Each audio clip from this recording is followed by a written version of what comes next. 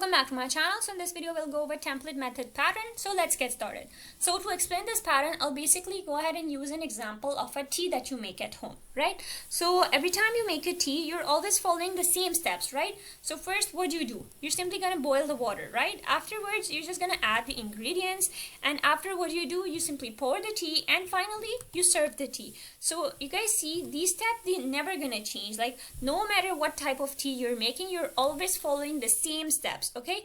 And so here's the catch. So if you're making a milk tea, you're gonna add milk, right? So if you're making a green tea, you're gonna add you won't add milk, right? But if you're making a black tea, you boil it for a longer time, you see? So even though the order of the steps, they stay the same, but the way each step is performed is different. And so so you don't change the process of making the tea, you only change the certain steps, like how they are done.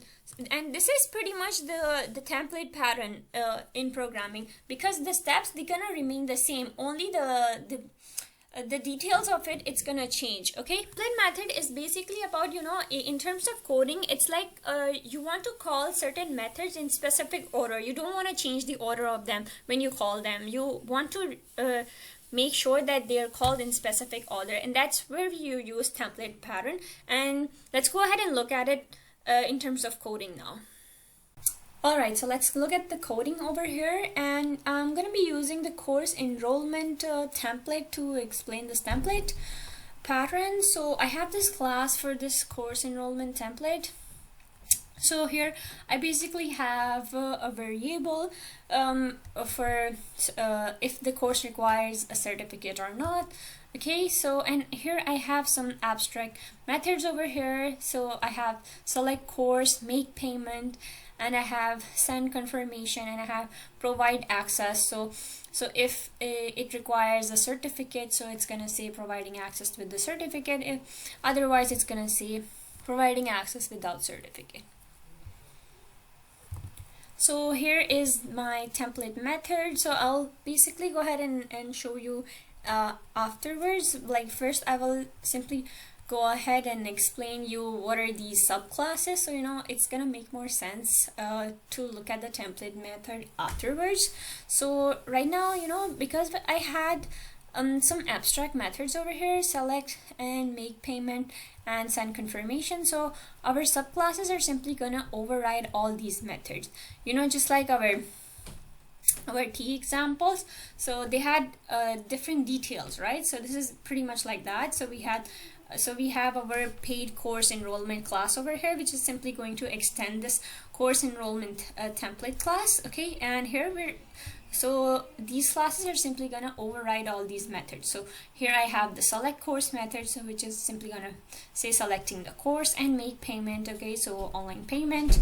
And here I have sending payment receipt and enrollment email, right? So here I have this pre-enrollment. So I have two types of classes, right? Paid course enrollment and free course enrollment. So they will have different methods, right? So that's why we're overriding them, these subclasses, because they're supposed to behave differently, these methods. So here I wrote the select course method differently, you guys see. So here this one doesn't require any payment, so it's just gonna say no payment. And here it's like sending free course. Okay, so these are the classes. They simply what are they doing? They're simply overriding the method. So subclasses are simply overriding the parent class method. And here, so now coming back to the template method. So template method is basically a method which is gonna allow you to call all these methods with a specific order. So they'll always follow the specific order that I was talking about in the T example that I gave you. So first of all, we have this select course, and then we have the make payment. So we have provide access and send confirmation. So all these steps, they're gonna remain the same no matter what classes you create, right, for the enrollment. So because we want all these methods to be called with a specific order, that's why we wrote that's the purpose of this template method. And here we're gonna put a final, because we don't want subclasses to override this method, right? So So this is our student class, this is our main class. So here we're going to create object of the free course enrollment, and what are we going to do? We're going to call the enroll course method, right? So if we go ahead and call this enroll course method, what's going to happen? It's going to go ahead and call all these methods for the free course, right? Because we created an object for the free course, so it's gonna go ahead and call all these methods, but of course the overridden methods, but it's gonna call them in this specific order. So first of all, this method is gonna be called select course. So what should be printed first? So this should be printed like selecting free course, and next make payment. So this should be printed, and then we have provide access.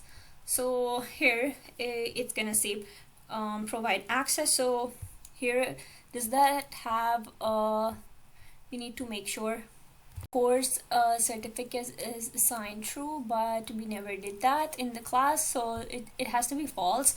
So then it should print providing access without certificate, and at the end it should say we're gonna go ahead and call this method send confirmation.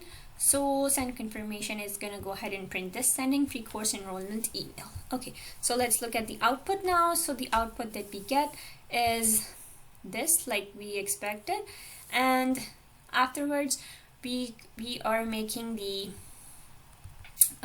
paid course enrollment object, and then afterwards we are setting the certificate equals to true over here, and then we're gonna go ahead and call the enroll course again. So now since we're calling it again, and now we are calling it for paid course enrollment, so again these methods are going to be called in order, just like how they specified over here. So first select course is going to be printed, so select course, so this overridden method is going to be called for this class, right? So first of all it should say select paid course, and next the make payment, so it should say processing online payment, and next provide access. So since we made the certificate equal to true, so it should say providing access with certificate, and then we have send confirmation, so it should say sending payment receipt and enrollment email. So we have finally this as our output. So that was it for today's video. Thanks for watching. Bye.